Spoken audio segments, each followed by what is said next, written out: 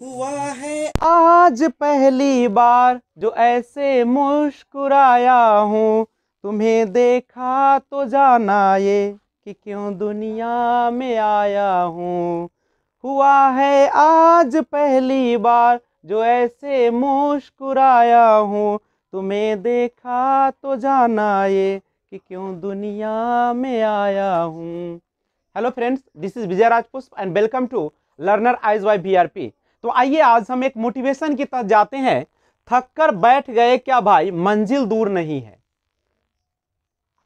अभी तो आप युवा है, आपके पास शक्ति है, आपके पास नए खून है, तो अब अभी आप क्यों हार गए? अभी तो आपकी मंजिल दिख रही थी, अभी तो आप आसमानों की बात कर रहे थे, अभी तो आप लाखों करोड़ों में बात कर रहे थे, अभी आप दूसरे को तो लग रहा था कि गर्दन उड़ा देंगे, और अब क्या हो गया? आप बैठ क्यों गए? क्यों थक गए? कहां गई वो गर्मी? तो ये सारा जो बातें होती है, आपके सफलता में एक गुरुत्वाकर्षण काम करती है। आप जानते हैं कि जब आप पृथ्वी के पास केंद्र की ओर आते हैं तो कोई भी चीज आपको अपनी ओर खींचती है, और दूर जाते हैं तो वो आकर्षण ढीला पड़ता है। तो उसी तरीके से जब आप पढ़ने के लिए तैयार होते हैं तो स्टार्टिंग तो आप बड़े जोशो हवास के साथ करते हैं, और लगता है कि पहले ही दिन आपने दुनिया को जीत लिया। लेकिन जैसे जैसे समय गुजरते जाता है, जैसे जैसे आपकी पढ़ाई चलती जाती है, आपको लगने लगता है कि हमसे ये होने वाला नहीं है, जो कि गुरुत्वाकर्षण है। अगर आप मंजिल पर पहुंचने वाले थे लेकिन आपको गुरुत्वाकर्षण ने रोका, आप गुरुत्वाकर्षण का काम कौन कर रहा है? तो आपके समाज के लोग, आपके पड़ोसी, आपके आसपास के लोग, वो कहते हैं कि तुम पढ़ के क्या करेगा? मैं तो पढ़ते पढ़ते बूढ़ा हो गया, तुम क्या पढ़ेगा? तुम्हें नौकरी नहीं मिलेगी। तो इन सब बातों से आपको मंजिल से दूर करते हैं, तो आप थकेंगे नहीं, अपने होशो हवास को लगा देंगे पूरे जोश के साथ, और अपने लक्ष्य की ओर पूरी तरह से समर्पित कर देंगे। और तब तक आप अपने लक्ष्य को नहीं पाते जब तक आप उसके प्रति समर्पित नहीं होते। तो ध्यान रखिएगा, अगर आप जीवन में चाहते हैं कि काफी ऊंचाई पर जाए, तो आपके सामने अगर पहाड़ भी खड़ा हो जाए तो आप पहाड़ को चीरते हुए आगे निकलिए। आप अपने अंदर एक जज्बा रखिए। एक दिन की पढ़ाई से सफलता नहीं मिलती है। आपको सफल होने के लिए प्रतिदिन प्रैक्टिस करना होता है। Practice makes a man perfect, without practice you can not win the world. आप अगर दुनिया पर फतह चाहते हैं, किसी काम पर फतह चाहते हैं, आप पढ़ाई में फतह चाहते हैं, आप दुनिया का एक बेहतरीन आदमी बनना चाहते हैं, तो आपको करनी पड़ेगी कड़ी मेहनत, और वो एक दिन से नहीं। There is no shortcut way to success. सफलता का कोई जो होता है वह शॉर्टकट तरीका नहीं होता है। उसके लिए एक सिस्टमैटिक, एक ऑर्डर और एक प्लान के तहत चलनी पड़ती है, और आपको वही करना पड़ेगा। इसलिए अगर आप चाहते हैं कि हम दुनिया का एक सनराइज की तरह, उगते हुए सूरज की तरह बने, तो आपको भी सूरज की तरह जलना पड़ेगा। और जब तक आप जलेंगे नहीं तब तक आप आगे बढ़ेंगे नहीं। आपके अंदर चिता की तरह दहाड़ होनी चाहिए, जो आपके सामने आई चीजों को एक बार छलांग लगाकर और उसे पाने की इच्छा होनी चाहिए। आपके मन की जज्बा कभी कम नहीं पड़नी चाहिए। क्या हुआ? एग्जाम पोस्टपोन्ड हो जाते हैं, एग्जाम कैंसिल हो जाते हैं, एग्जाम नहीं आते हैं, जॉब नहीं आते, तो क्या हम जीवन से हार कर फांसी लगा ले? क्या सुसाइड कर ले? ये तो डरपोक और कायर लोगों की काम है।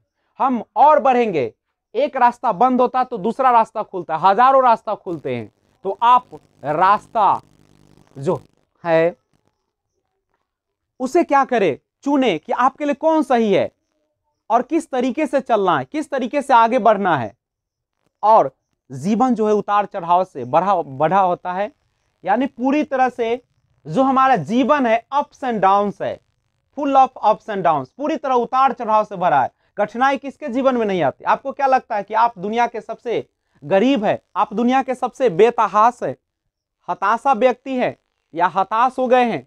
वैसे आपने आपसे लाखों लोग ऐसे दुनिया में पड़े हैं जो अपने दर दर की ठोकरें खा रहे हैं। आपकी दर्द तो कुछ नहीं है। जब आप हॉस्पिटल में जाते हैं और वहां देखते हैं आपका पैर टूटा हुआ है, जब सामने वाले के देखते हैं कि उसका एक पैर नहीं, उसके दोनों हाथ, दोनों पैर और रीढ़ की हड्डी टूटी है, तो आपको लगने लगता है कि मैं तो कुछ नहीं उसके सामने। आप बुखार लेकर जाते हैं, आपको लगता है कि मैं तो सबसे दुखी आदमी हूं, और सामने वाले को कैंसर होता है, एड्स होता है, अभी तो कोरोना वायरस है, कोविड-19 का प्रभाव है।